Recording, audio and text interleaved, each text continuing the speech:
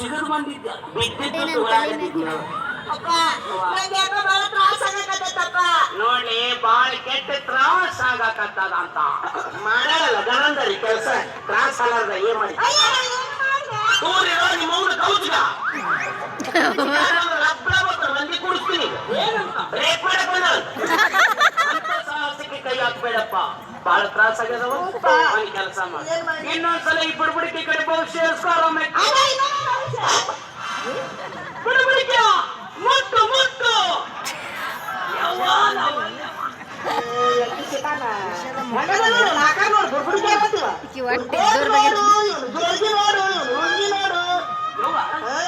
ನಂದೊಂದು ದೋತ್ರ ಕಳ ಆಗಿತ್ತಲ್ಲ ಇದೇ ಇರ್ಬೇಕು ಯಾಕೆ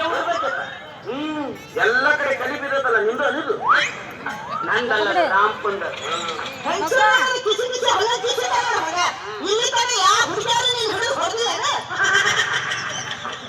ಗದಗಿನ ಹುಡುಗಿಯವ್ವ ಸನ್ಮಾನ ಮಾಡಿದ್ಯಾನು